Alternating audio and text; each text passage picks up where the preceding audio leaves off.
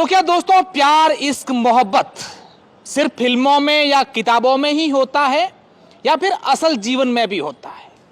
आज कुछ ऐसी ही बात करने हम लोग जा रहे हैं।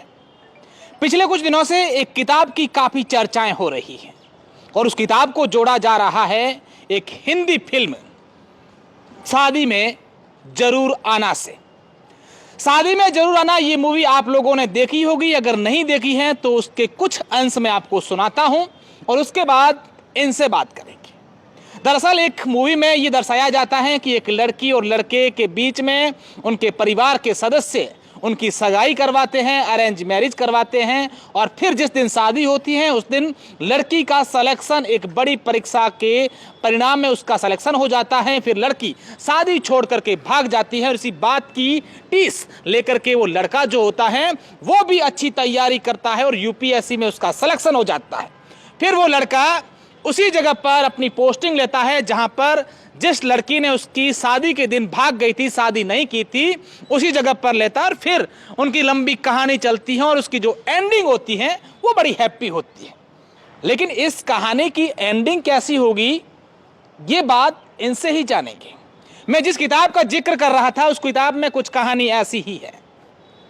एक ग्रामीण क्षेत्र से आने वाली एक लड़की जो यूपीएससी की तैयारी करने के लिए बड़े शहर में जाती हैं, वहाँ पर उसी क्षेत्र या उसी परिवेश से आने वाले एक लड़के से ईमेल के जरिए संपर्क होता है। फिर उससे वो गाइड लेती हैं, दोनों के बीच में बातचीत होती है, दोनों साथ में एग्जाम देते हैं और ये बातचीत प्यार में तब्दील हो जाती है। लेकिन उसके बाद उस लड़की का तो सिलेक्शन हो जाता है यूपीएससी में, लेकिन लड़का पीछे रह जाता है। फिर लड़की इस बात पर अडिग रहती है कि मैं तो इसी से शादी करूंगी जिससे मैंने प्यार किया है, लेकिन परिवार का ये फोर्स रहता है कि नहीं, ऐसा नहीं होगा। क्या है इस कहानी में? इस कहानी के लेखक हैं मेरे साथ खड़े कैलाश मांझू जी, अच्छे लेखक हैं। आपने भी यूपीएससी की तैयारी की और उसके बाद कहानियां इनके ऊपर भी ये बताते हैं कि इन्हीं के ऊपर ये कहानी है, इनके ऊपर है या किसी और के ऊपर, काल्पनिक है, सत्य आधारित, इनसे जानेंगे। कैलाश जी आपका बहुत बहुत स्वागत है। नमस्कार। बड़ी चर्चाएं हो रही है आपकी किताब की। जी, सोशल मीडिया का ज़माना है आज के टाइम में। कोई भी चीज़ अच्छी होती है तो जल्दी प्रचार प्रसार हो जाता है। तो इस बुक के साथ में लाखों युवाओं का एक सपना होता है कि उसे यूपीएससी की तैयारी करनी है या स्टेट पीसीएस में एसडीएम बनना है, डीएम बनना है। ये लाखों बच्चों का सपना होता है।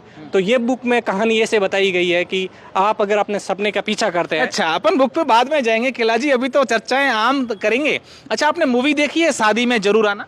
जी सर, जरूर देखिए। कैसी लगी आपको वो मूवी? बहुत अच्छी लगी और काफ़ी यूटर्न है उस मूवी में। हाँ। कि एक लड़की पहले उनका इंगेजमेंट हो जाता है और इंगेजमेंट होने के बाद में पीसीएस में सेलेक्ट हो जाती है लड़की।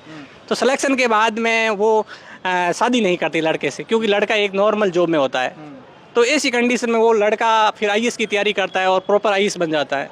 फिर वहीं पोस्टिंग हो जाती है जहाँ पर लड़की है वो पीसीएस के रूप में जॉब कर रही होती है। अच्छा, ये मूवी आपने किताब देखने से पहले लिखी थी कि उसके बाद लिखी? जी सर, ये किताब बाद में लिखी है और किताब दो से पहले आपने मूवी देखी थी ये? जी, इससे पहले हमने और भी बुक आई है। 12th फेल बुक आई है, इससे पहले डार्क हॉर्स आई है और शादी में जरूर आना ये भी आई है। और इसी तरह एक मूवी और आई थी जो अमिताभ बच्चन से थी, जिसमें ये बताया गया था कि है वो लड़की अगर बड़े पोस्ट पे चली जाए तो लड़के को छोड़ देती है और लड़का बड़ी पोस्ट पे चला जाए तो वो है ना अपने प्यार। अच्छा, आपका पर्सनल एक्सपीरियंस क्या कहता है? ये जो प्यार शब्द है इसमें हमेशा बेवफा कौन होता है, लड़का या फिर लड़की? नहीं, खराब इंसान बेवफा होता है, ना लड़का ना लड़की। लेकिन कई बार ये कह दिया जाता है नीयत जिसकी खराब होती है वो बेवफा हो जाता है। जी जी जी, ऐसा हम कई बार देखते हैं कि है ना, लड़कियों की सामाजिक आर्थिक परिस्थितियाँ अलग होती है, पारिवारिक दबाव अलग होता है, तो लड़कियाँ को अक्सर है ना ज़्यादा बेवफा निकल जाती है। लेकिन अच्छा, कैलाश जी को क्यों लगा कि मुझे ये किताब लिखनी चाहिए? थोड़ा इस तरफ आ जाए, क्यों ऐसा लगा कि मुझे ये किताब लिखनी चाहिए? सर, किताब लिखने के पीछे मेरे पास में बहुत सारी कहानियाँ थी। कुछ रियल स्टोरी भी थी और कुछ आईएएस बन गए, कुछ आईपीएस बन गए, कुछ लड़कों का लव फेल हो रहा था, किसी का सक्सेस हो रहा था। तो मुखर्जी नगर और जीटीबी नगर और ओल्ड राजेंद्र नगर में बहुत सारी ऐसी कहानियाँ बनती बिगड़ती रहती हैं। क्योंकि जब आईएएस आईपीएस में सेलेक्ट हो जाता है तो लड़के जो 4-5 साल से प्यार कर रहे होते हैं, तो कई बार क्या है उनका प्यार है वो फेल हो जाता है, तो वो डिप्रेशन में चले जाते हैं। तो मेरे दिमाग में ये था कि यार किसी भी हालत में हम कोई भी अगर है ना फेलियर, भले ही यूपीएससी में फेलियर आए या लव लाइफ में फेलियर आए, लेकिन हम है वो एकदम डिप्रेशन टाइप में नहीं जाएंगे या हताश निराश नहीं होंगे। बस ये इस किताब में यही जिक्र किया आपने। जी सर, उसमें गिरीश का जो किरदार है, उस गिरीश किरदार यही दिखाता है कि आपको प्रेम मिले या ना मिले, आपको यूपीएससी में या नौकरी में सिलेक्शन हो या ना हो, जीवन में हमेशा पॉजिटिव रहना है और हमेशा मेहनत करनी है। किसी एक फील्ड में फेल हो जाओ तो दूसरे फील्ड में आगे है ना बढ़ना है। यही है ना कहानी में दिखाया गया है। अच्छा, हमने इस किताब के बारे में थोड़ा बहुत पढ़ा भी है और कुछ लोगों से जाना भी है। उसमें ये बताया कि इसमें पार्ट 1 है, पार्ट 2 इसका आने वाला है। क्या एक नया मोड़ लाएगा? जी सर, पार्ट 1 में कहानी एंजल और गिरीश की एक दूसरे को सपोर्ट करते हुए दिखाई गई है और ये दिखाया गया है कि है ना एंजल हमेशा गिरीश के साथ कंधे से कंधा मिला रही है और कोशिश कर रही है कि है ना वो गिरीश से ही शादी करेगी। तो पार्ट 2 में हम कोशिश करेंगे कि इस कहानी को पाठक किस रूप में चाहते हैं या फिर है ना लेखक किस रूप में चाहता है। तो उसमें कोशिश ये करेंगे क्या यूटर्न होता है, क्या एंजल और गिरीश एक दूसरे से मिल जाते हैं, ये शादी होती है या नहीं होती है, ये सारी चीज़ें हमने दिखाने की कोशिश है। अच्छा, इस बुक में जिक्र किया गया कि भी एंजल चाहती है, जो मैंने कहानी के स्टार्ट में बताया था कि इन दोनों की जो पहचान है वो एक ईमेल के जरिए होती है। फिर इसमें ये भी जिक्र है कि एंजल चाहती है कि हाँ मुझे गिरीश से शादी करनी है। बिल्कुल, इसमें कई बार दिखाया गया है, कई आईएएस आईपीएस के रिश्ते एंजल के आते हैं। जैसे बुक में भी दिखाया है कि बाड़मेर के रेतीले धोरों से एक आईपीएस का ना है वो रिश्ता आता है, एंजल ठुकरा देती है। फिर एक बाड़मेर के धोरों से भी आता है? जी, उस बुक में एंजल बाड़मेर से ही बिलोंग करती है। ओह अच्छा, उसमें लिखा गया है कि ना एंजल है वो बाड़मेर के धोरीमना से बिलोंग करती है। तो अच्छा, देखिए बड़ी इंटरेस्टिंग बात की, वो धोरीमना से बिलोंग करती है। जी। तो एंजल है वो बाड़मेर के रेतीले धोरों से आती है। फिर और गिरीश कहाँ से बिलोंग करते हैं? जोधपुर से। जी। तो एंजल और गिरीश है फिर जयपुर में वो तैयारी कर रही होती है और गिरीश है वो दिल्ली में तैयारी कर रहा होता है। तो एंजल है वो जयपुर छोड़ करके दिल्ली चली जाती है और फिर है वो एक दूसरे के साथ तैयारी करते हैं। बहुत सारा ग्रुप, बड़ा ग्रुप होता है 10-15 लोगों का, और उसमें कुछ आईएएस आईपीएस सेलेक्ट हो जाते हैं और कुछ का एक का जज में सिलेक्शन। अच्छा, तो मैं ये जानना चाहूँगा क्योंकि आपने जो है स्थान वो बता दिए हैं, तो क्या ये सत्य आधारित एक पर्टिकुलर घटना है या फिर काल्पनिक?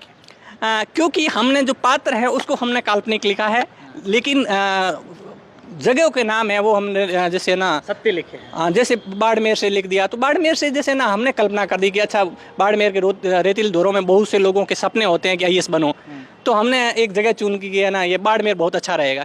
क्योंकि मैं बचपन में जब शायद कक्षा 11-12 में था, उस दौरान मैंने देखा था कि एक लड़का गडरिया या भेड़ चराने वाले का बेटा आईएएस सेलेक्ट हो गया।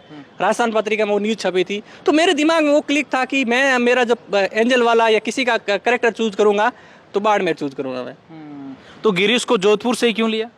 क्योंकि गिरीश मैं भी है ना कैलाश है वो जोधपुर से बिलोंग करता है और बहुत सारी ऐसी चीज़ें होती हैं जो है ना लेखक प्रेजेंट करना चाहता है। अच्छा, एक आपने पुस्तक लिखी है तो आपकी हिंदी बड़ी शानदार होगी। मैं एक शब्द का अर्थ जानना चाहूंगा, गिरीश का शाब्दिक अर्थ क्या होता है कैलाश जी? गिरीश का अर्थ होता है पहाड़ों का राजा। ठीक है, तो उसके लिए ना हमने गिरीश का गिर यानी पहाड़, और समान अर्थक अगर कुछ शब्द लें तो उसमें सिंपल सी बात है कि ना कुछ समान अर्थ में भगवान शिव के बारे में या फिर है ना पहाड़ों के राजे में कुछ और भी नाम आता है। जी। चलो, ये मुस्कुराहट बता रही हैं, इस पर और बात करेंगे। अच्छा, फिर गिरीश जी, क्षमा कीजिए कैलाश जी, मैं ये जानना चाहूँगा कि फिर एंजल और गिरीश की मुलाकात हुई? एंजल और गिरीश की मुलाकात हुई तभी है ना कहानी बनी, और एंजल और गिरीश लगातार मिलते रहे, सिलेक्शन के बाद में मिलते रहे। लेकिन है वो देखिए सिंपल सी बात है कि कहानियों में उतार चढ़ाव आते हैं, अप डाउन्स आते रहते हैं। पर्सनल लाइफ में भी हम कई बार देखे हैं कि ना जीवन में उतार चढ़ाव लव लाइफ में आ जाते हैं, कहीं और आ जाता है, लेकिन है वो एंजल और गिरीश के साथ में भी ऐसा होता है।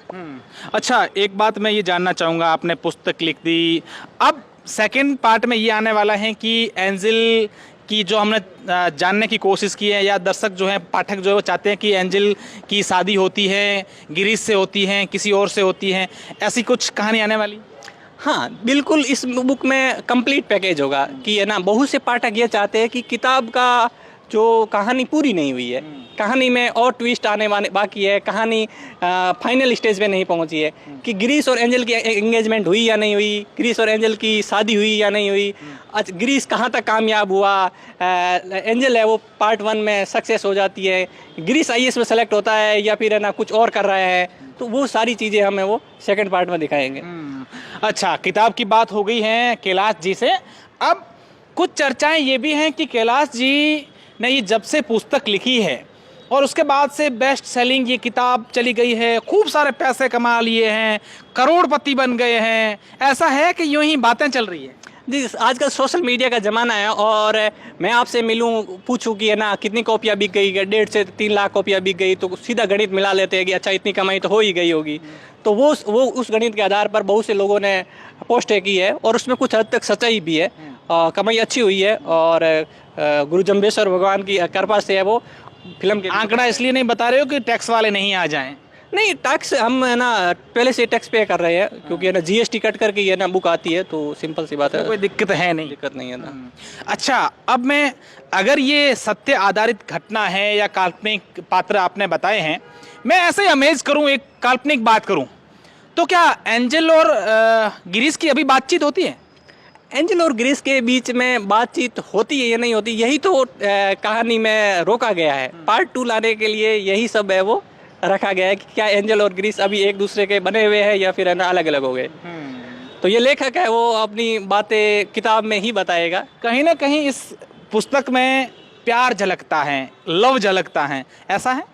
बिल्कुल, प्यार जो झलकता ही है। हर इंसान कहा जाता है प्यार करने के लिए पैदा होता है, प्रकृति ने भी है ना इंसान को है वो प्यार करने के लिए बनाए हैं, तो हर एक इंसान दूसरे इंसान से प्यार करता है और हमने भी है किसी से प्यार किया होगा तभी हमें है ना कुछ अच्छी कहानी है। अच्छा, एंजल अपने पापा की लाडली थी?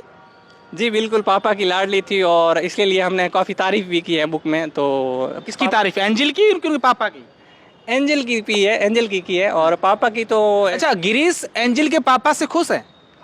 जी जी बिल्कुल, हम किसी से नाराज़ नहीं है, एंजल से नहीं है और गिरीश के यहाँ एंजल के पापा मम्मी किसी से नाराज़ नहीं है, क्योंकि है ना वो तो पार्ट 2 में हम और अच्छे से पेश करेंगे। बिल्कुल, इस कहानी में हमने आपको बताया कि कलेक्टर साहिबा किस तरीके की किताब है, कुछ बातें हमने जानने की कोशिश की है। पार्ट 2 आएगा तब भी कैलाश जी से बात करेंगे। कहते हैं कि बेटियां जो हैं वो पापा की सबसे अच्छी बेटियां मानी जाती है, यूं कहें कि पापा की परी होती है वो। अब इस पूरी कहानी में क्या इन्होंने दर्शाया है, किस तरीके से एक एंजल पात्र जो है, एक गिरीश पात्र हैं, दोनों मिलते हैं, दोनों आपस में पढ़ते भी हैं, फिर कहानी आगे बढ़ती है। आपने अगर अभी तक कलेक्टर साहिबा नहीं पढ़ा है तो पढ़ लीजिएगा, बहुत ही रोचक कहानी है, बड़ी अच्छी कहानी है और कहीं ना कहीं आज के इस युवा वर्ग को, आज के समाज को, खर्चीले विवाह को कुछ संदेश देने के लिए अच्छी किताब कैलाश मांझू जी ने लिखी है। बहुत बहुत शुक्रिया, धन्यवाद।